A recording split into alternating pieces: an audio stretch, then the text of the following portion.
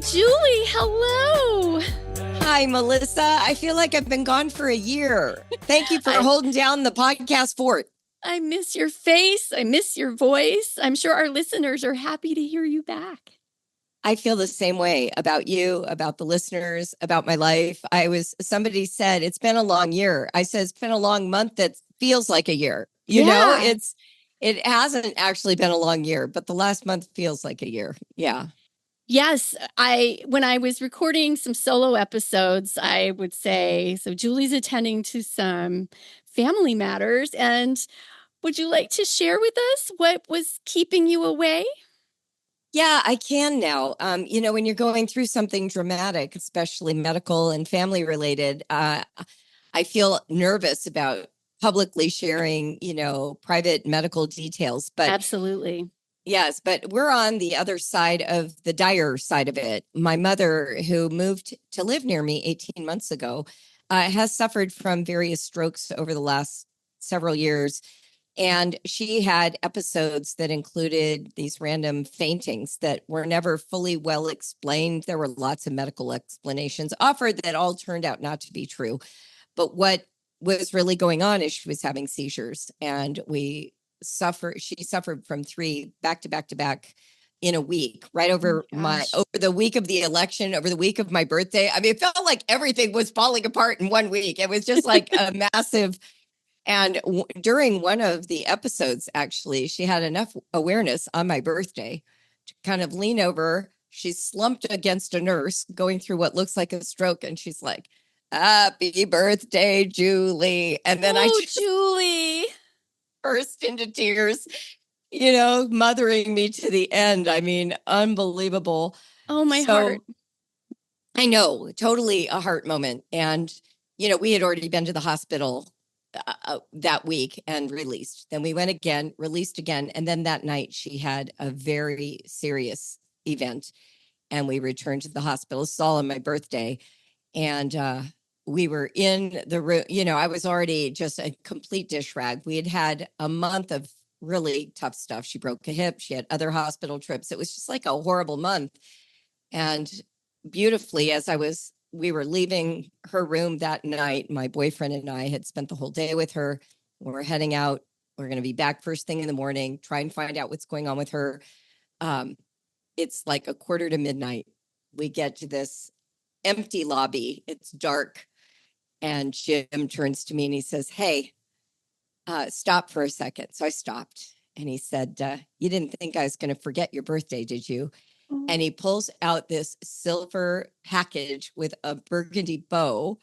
And I just lost it. I just started not sobbing.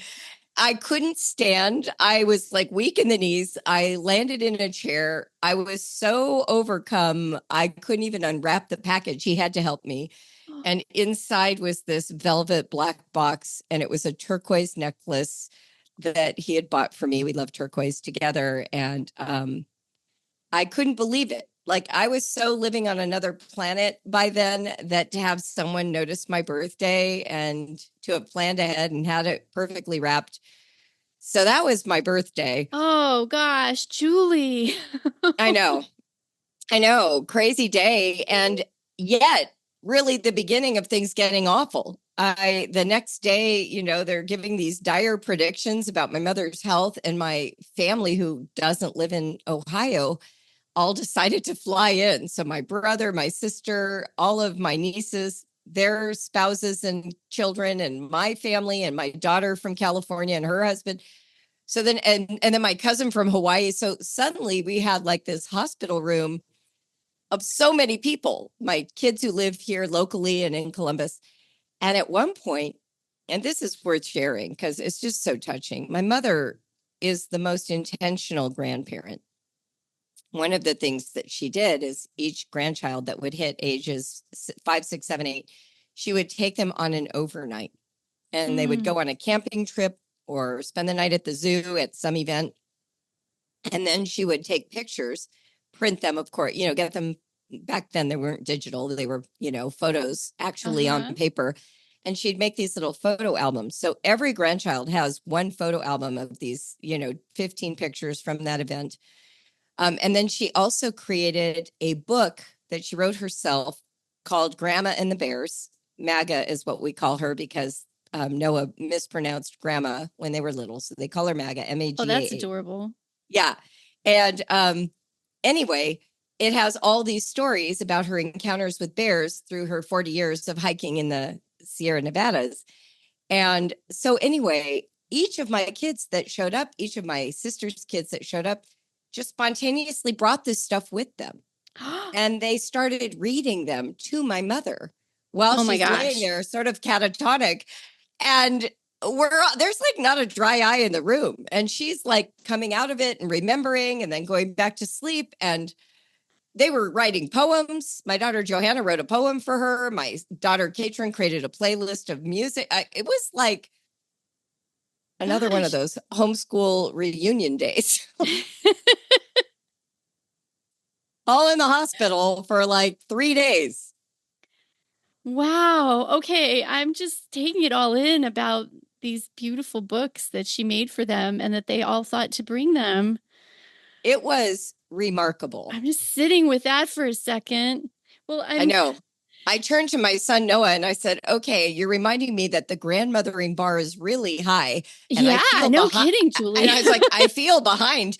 And Noah started laughing. He goes, "Well, Mom, my little booklet is from like age 7 or 8, so you've still got a few years before Lavender's that old." Okay, shoot. And she's the oldest, right? Lavender's She's your the oldest. oldest, yeah. Yeah, but honestly, I mean, my mom is a pretty intentional person, and if she commits to something, she's never going to not do it.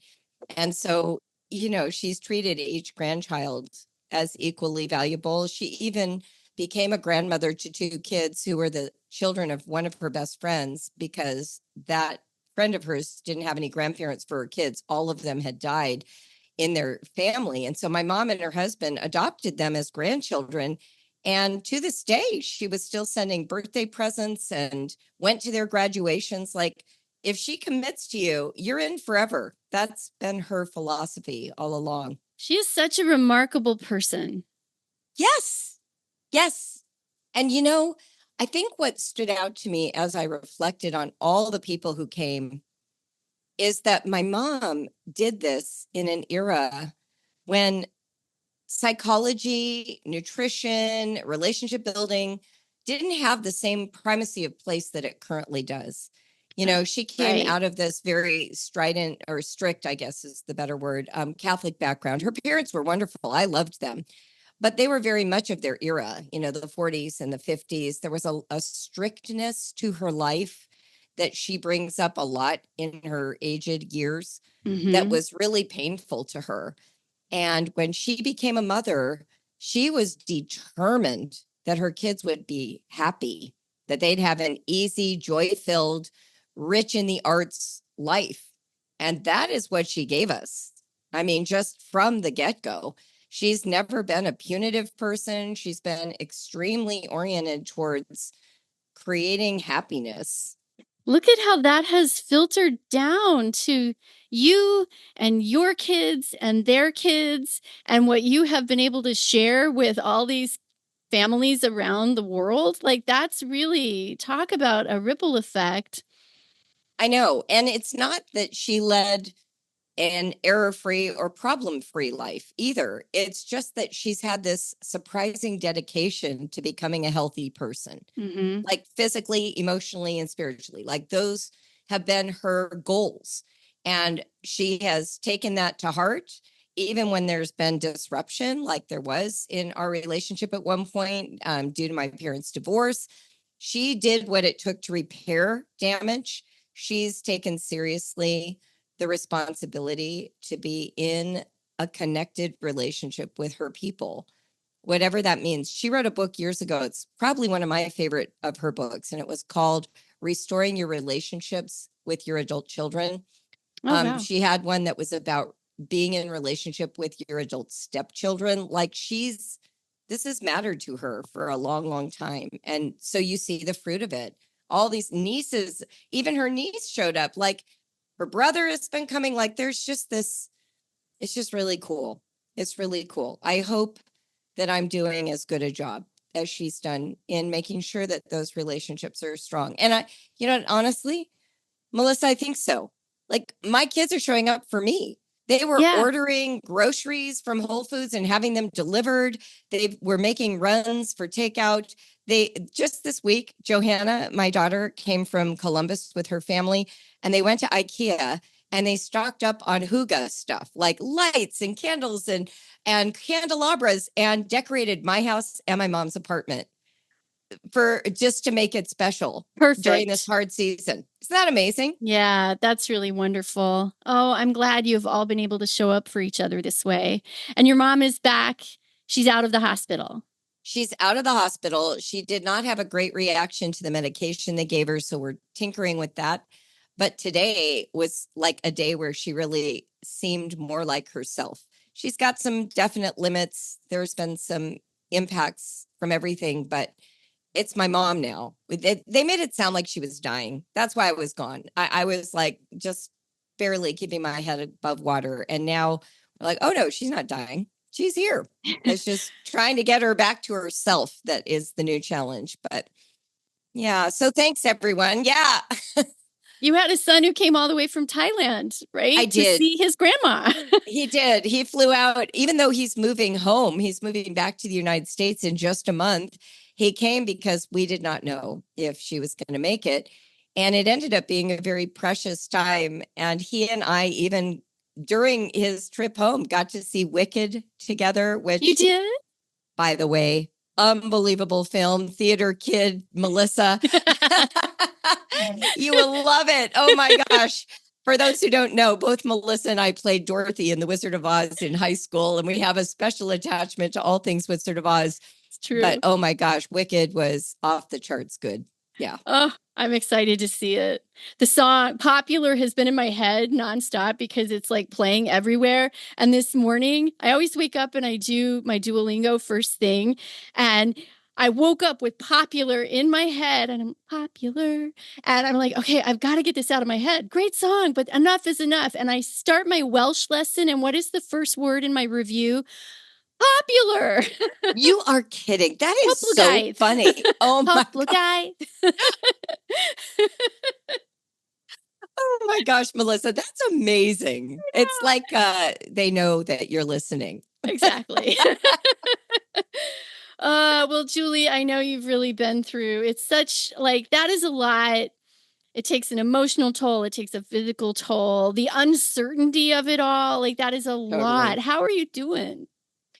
I mean, I think the hardest part is, in fact, I heard from my dear friend, Susan Wise Bauer, in the middle of all this. She unfortunately lost her mother just 2 weeks ago. And on the morning, it was the morning of all the crisis that happened with my mother, that she lost her mother due to a hip fracture. And Oh my then her mom gosh. died a week later. Yes.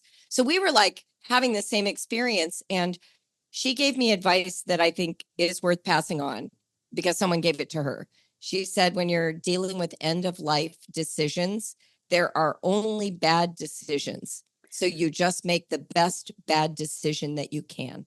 And I Wow. was like, wow, until you're in that experience, you don't realize how accurate that feels, because I just kept feeling like I didn't know if I was making a good enough decision. And then I would regret the one that I just made. But you just make the decision you can with the information you have. And if you're not a medical expert, which of course I'm not, I don't even know sometimes how to weight the advice. Like, which kind of advice is more important right now? Stopping the seizures or restoring her to her full functioning brain? Like, how do you know? And so a lot of it's guesswork. And I just have huge sympathy for anyone who does caregiving. It's, I wrote an appreciation post for nurses on Instagram because I was like, nurses are incredible.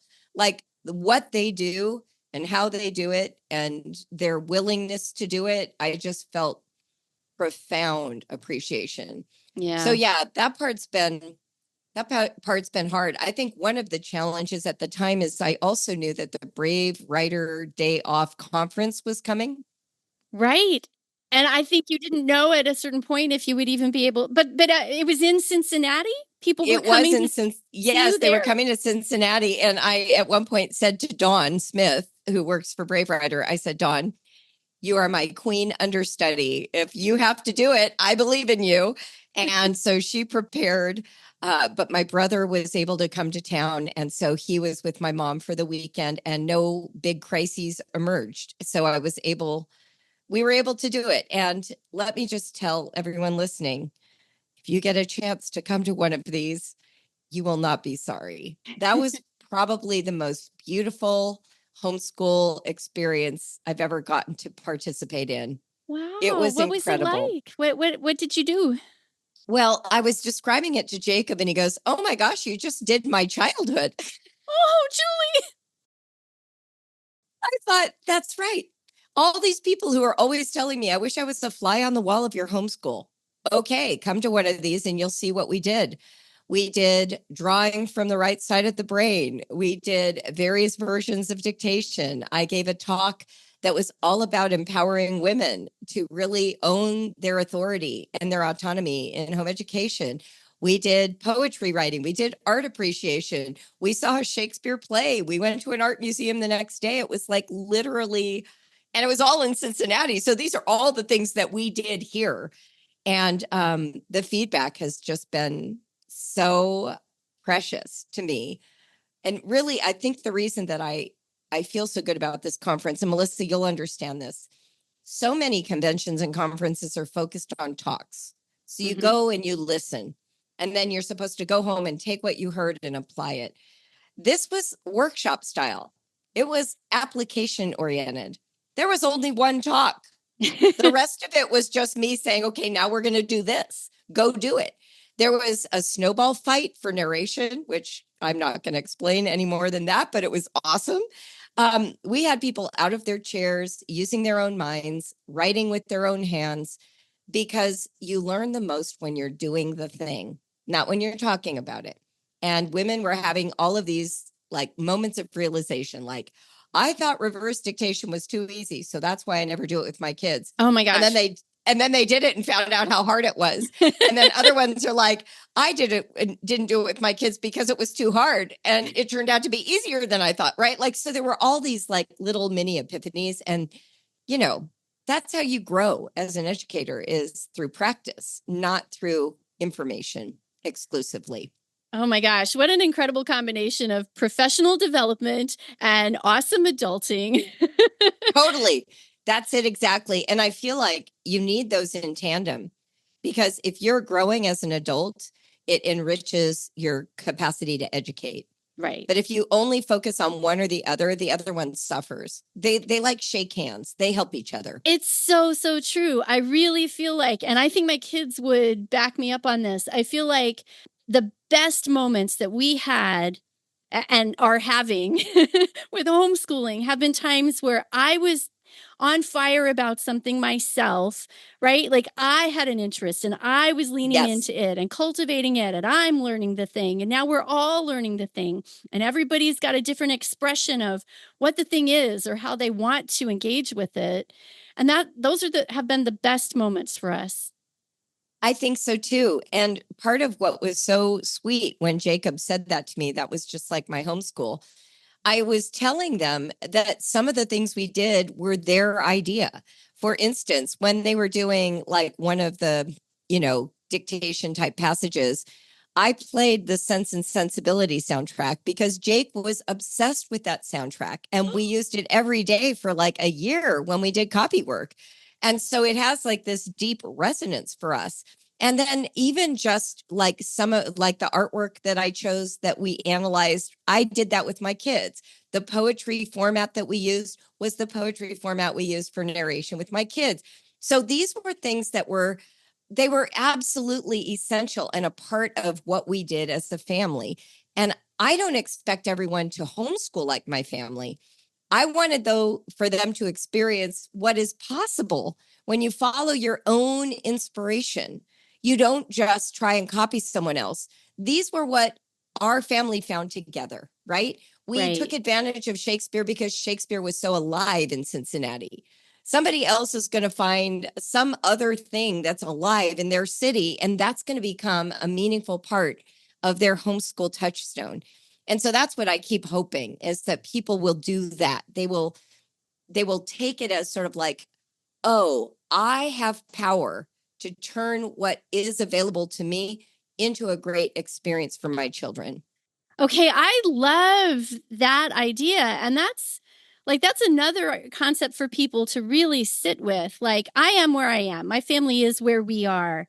What is he if people were coming to town, if I was Julie inviting people to do a day in our homeschool lives, what would I do? And that helps you identify like what is your family the most excited about? What are your Yes. special places and activities? And how do you like to learn together? Like, I just think as an exercise to journal about, like, yeah, what would I do if people were in town? Well, I know this, and I know I would want to do that, and we would have to go to the Beverly Cleary statues, and There you go. Yes, exactly. and If you live in Boston, you yeah, should be into seeing everything related to children's literature, you know, and going to the Museum of the Fine Arts. ducklings. Oh my gosh, the ducklings. And if you're going to be in a smaller town, you'll be shocked. There are community theaters, there are art museums where you live that other people don't know about, and they're worth seeing. I remember visiting my friend Beth in Greenville, and they had these incredible art exhibits. We saw, I think it's Andrew Wyeth. Is that his first name? Yeah. The Wyatts. Anyway, there was like a whole exhibit when we were visiting there. It was only traveling to small museums. And so we got to see that when we were there. When I lived in Pasadena, the Norton Simon Museum continues to be my favorite museum that I've ever visited in my life. And it's tiny. So when you are in your area, you know, what else is available? Are you adjacent to farmland? Can you go and actually experience agriculture at a level that I don't experience it? What is your world? And how can you bring that into the vitality of experience for your kids? And the thing is, these things all feed each other. You know, Charlotte Mason talks about learning being a science of relations. And so think relationally. Think, how does this contribute to something else? Don't Right. think so much about what are the 6 subjects I have to get through. Give yourself the opportunity to create connections. Have you ever heard the expression, cells that fire together, wire together? This is a neurologist's description of what happens when your kids engage in purposeful practice. To that end, Brave Writer has a brand new product called Practice Pages. You know how sometimes you just want to target one sticky, tricky issue? Maybe your kids mix up common and proper nouns, or maybe they have a hard time differentiating between the 3 uses of there, and there.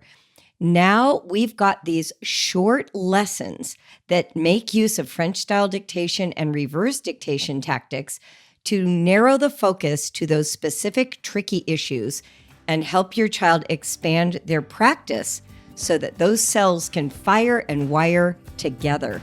If you'd like to learn more, go to bravewriter.com/pages or check our show notes.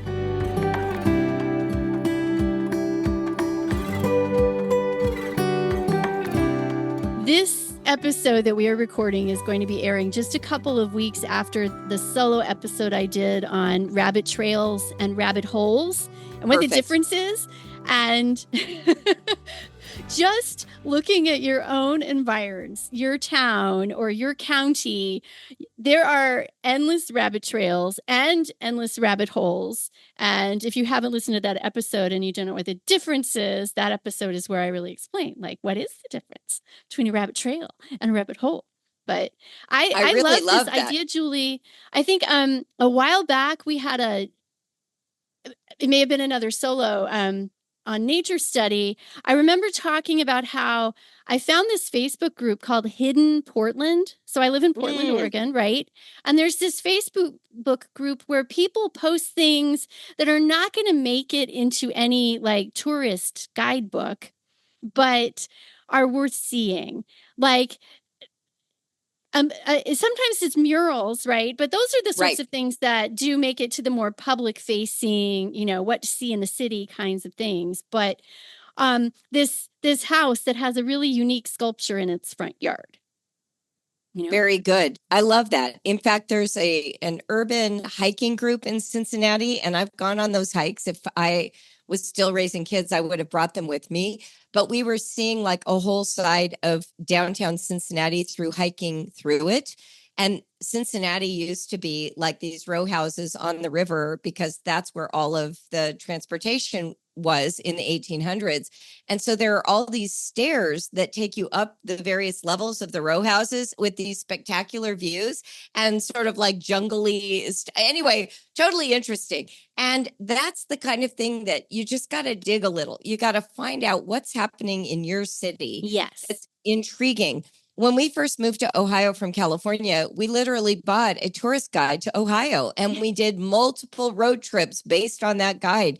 If you've been living somewhere for a long time, you might forget that there are actually valuable places to see that tourists would love.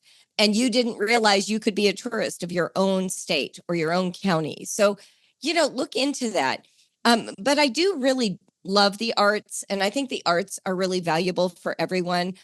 Go to a symphony, give yourself the opportunity to see a play. There was a mom sitting in my row from the Brave Writer Conference who had never seen a play. She's a math science person. And I kind of joked, I'm like, we're throwing you in the deep end of the pool. This is Shakespeare. And your first experience of theater is a Shakespeare play. And What she play came was out it? Twelfth Night. Oh, Yeah. And, comedies are a great place to start with Shakespeare. And she came out of it like so pumped. She's like, I understood it. It was so funny. This was so delightful. It makes me want to take my kids. So give yourself credit. I wasn't a science person, but Jacob showed interest in the night sky. And we have a world-class observatory in Cincinnati. So we went, we learned, we listened to lectures, we looked at their great telescopes and had that amazing experience that I would have ignored apart from having a child who was interested. right, right. Julie, this is so like you. I'm trying to catch up on all that's been going on with your life. And what have you done? You have given this wealth of ideas to enrich families' lives. Oh my gosh. I mean, what's interesting? One of the things about my mom that I was reflecting on, because I didn't know what was coming and I was feeling so sad about possibly losing her. And I will be sad when that day comes, But one of the things I was reflecting on was just the fact that she believed that the effect of the arts and her dedication to making things sort of surprising and special was enough. Like she didn't homeschool us. We went to school. Right. But she did parties. That's where I kind of got the idea that parties were a great idea. We had a back to school brunch. We had a Sweeney Sports Spectacular. Sweeney's my maiden name. And it was this huge party with sports activities. She wasn't limited just to birthdays, right? Right. And then, of course, we had children's theater tickets and we had the movie theater tickets where it was like the package for kids and they went once a week all summer. We had the huge dress up clothes basket. And there was just, we went to the symphony. I went to the Dorothy Chandler Pavilion to hear like the LA Orchestra in fourth grade. And I still remember it because I got to buy a new outfit and I thought I looked really cool. I was in corduroy gauchos with these very busy socks. We need a picture, Julie. I wish I had one. It was quite the cute outfit. That's this amazing. really fun tie jacket that went with it. But I remember the whole event of it, right? I remember the specialness of it. And I think that's really, my parents took us to a rodeo, to live tennis, to live hockey games. I went to my dad's, rivalry football game, USC and Notre Dame. Like, I know these things cost money. I truly understand that. And when John and I were raising kids, we did not have the same type of money. So I had to reinvent what that meant for our family. But what I'm trying to point out is these big life-giving experiences pay dividends for a lifetime. And they may not look academic, but they are absolutely educational. You had a lifestyle of learning. Yes. And we say to families, because you and I both had kids that did at certain points go to public school, Yes. And we know that we have other families who are brave writer families whose kids go to school. Like this lifestyle of learning that we talk about being so homeschooling, it's so easy to understand, although I think Yes. really good to be constantly reminding yourself of the possibilities, but it is your Yes. lifestyle. But your mom cultivated this lifestyle of learning for her school attending kids. It was your Totally. family culture. Exactly. Exactly. Exactly. That's why I've had people say to me, oh, I don't homeschool anymore. Or, I wish I could be a homeschooling mom. And I always say to parents, you can be, even if your kids are in school, Right. because they're with you a high percentage of the time outside of the classroom. And if your culture in your family is reading, for instance, like my mom read to us, we had this rule that you could read as much as you wanted, staying up as late as you wanted, as long as you were with a book. So there was no bedtime. You just had to be in your room. But if you were in your room reading, you could stay up till 2 a.m. She didn't care. She's like, read.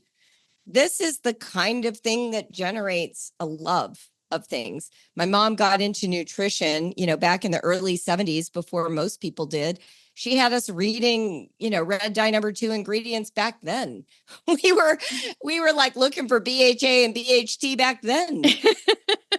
Wow.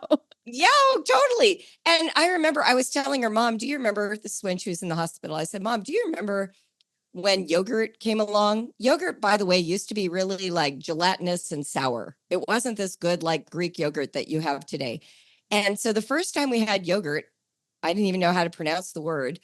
And so she brings out this container of yogurt and she gets a jar of walnuts and a honey bear of honey. Mm-hmm. And she says, okay, we're going to make yogurt sundaes. So we scoop in all this really sour yogurt into a bowl and then we sprinkle it with all these walnuts. And then we were allowed to put as much honey on it as we wanted. And literally it was like honey on every bite, right? And I just said to her, Mom, that was amazing. Like I never thought of it as weird. And it was super sour, but I was like, but it's a Sunday. I've got to eat it, She sold it. I love it. God. The power of good branding. And I still remember my first avocado. Like you guys probably can't imagine there was a time when avocados were a nothing.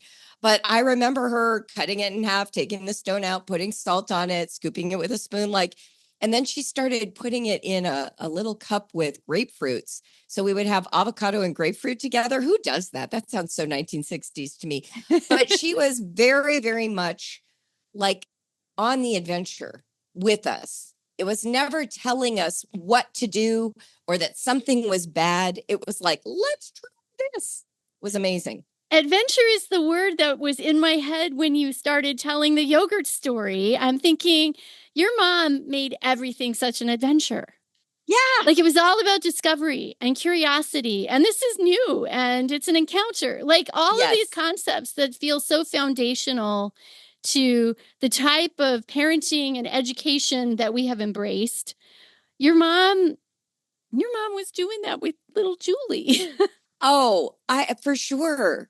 And then to think she did it before like the revolution in psychology. Right. I was just really appreciating how intentional she was about her parenting, trying so hard. I'll tell one funny story that we can wind up, but this is a great story about my mom. So she did parent effectiveness training like in the 70s, early 70s. It's called PET, and it's a very similar to like gentle parenting would be today, but it had a little bit more teacherly focus. So that was kind of the foundation for how she parented us. But then she got into this revolution of books, like the ones that were like about love relationships and all of the dysfunctional books that ended up on like Sally Jesse Raphael and Oprah Winfrey and stuff. Yeah. So at one point she was reading I'm Okay, You're Okay. Do you remember that book? I remember that. Yeah. The title. So I'm Okay, You're Okay was this sort of revolution in thinking of yourself either as an adult or a child or a person who was some other category. I can't remember, but adult and child were two of the main categories. And so the question was, are you in your adult, rational, reasonable mind, or are you in your child, this emotional mind? So my mom would talk about this like over the dinner table or when we're driving to the dentist or whatever. So one day I'm like in 6th grade and it's my job to like fold the laundry and put it all away. And I hadn't finished the job.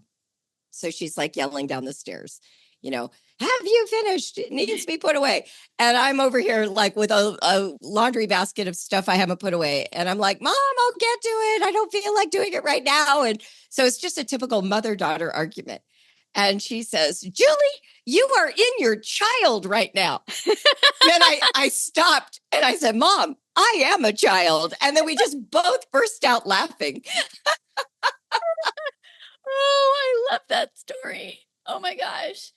Her reaction, the comedy of that moment struck her. Like, that speaks so much to who she is. Oh my gosh, completely. And of course, she was trying to teach me about being in my adult, but I was like 12. I am a child. I'm a kid. Of course, I don't want to put away the laundry. Let me cling to that moment just a little longer, Mama. Oh, what a treasure. Oh my gosh. Wow. Well, this was fun catching up, Melissa. I didn't even ask you how you're doing, but let me at least conclude by thanking you for truly serving our audience so well with so many episodes. And you are just such a light. And I'm so grateful to have you. Thank you for doing all that. Oh, I was happy to be able to. I did this episode sort of at the beginning about ways to help a friend who is caring for someone in the hospital. Without talking about why I was doing that episode. So now everybody knows that was what was on my mind. And I so just wanted to be able to be there and show up for you even more. But I'm glad this was a way I could show up for you. I'll tell you what, that timing is beautiful. And I have been so humbled by how people show up for each other when you're in crisis. I've been the recipient of astounding amounts of love and service and offers of care and help. And so, anyone who has a person in crisis, the one little tiny piece of advice I will give is don't ask the person in crisis to make any choices. Order the hamburger. Don't ask them what they want on it. Just give them what you think they need and they'll do the best they can with it. I hated making choices, but I loved when people would just like show up with food or, send me the message that they thought I needed to hear. That was just really beautiful. And I appreciate that I said, do the podcast and you did. You just took over. You didn't say, do you mind if I do X or Y?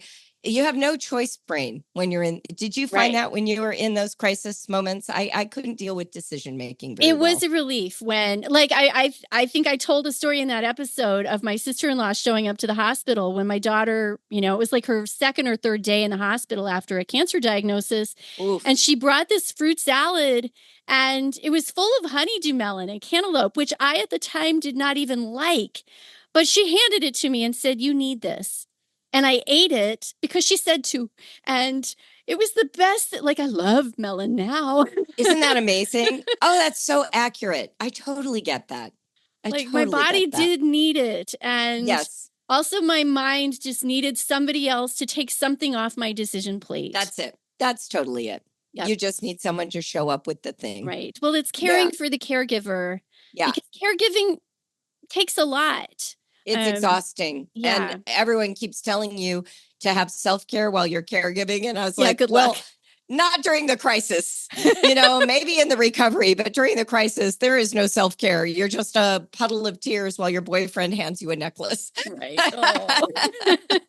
That necklace is going to mean even more to you because of those circumstances. No, I'm telling you what, it was the most romantic, loving thing ever in my life. I could not believe it. I just sobbed like a child. So, yeah. I love you, Lissa. Love you Love too. the audience. This is a great community. It was so fun to see so many of you at the conference, and we will be doing another one for sure because it was the joy of my life. Yay. This is great. Yay. All right. Well, welcome back. Thanks. See you all next week. Bye. You've been listening to the Brave Writer Podcast. I'm Julie Bogart, and Melissa Wiley is my co-host. This podcast is produced by Nova Media with support from team member Jeanette Hall. Thank you for listening and for leaving either a starred or written review on the podcast app of your choice. Anytime you do that, you bring a lot of joy to the team and you support our work. So thanks in advance.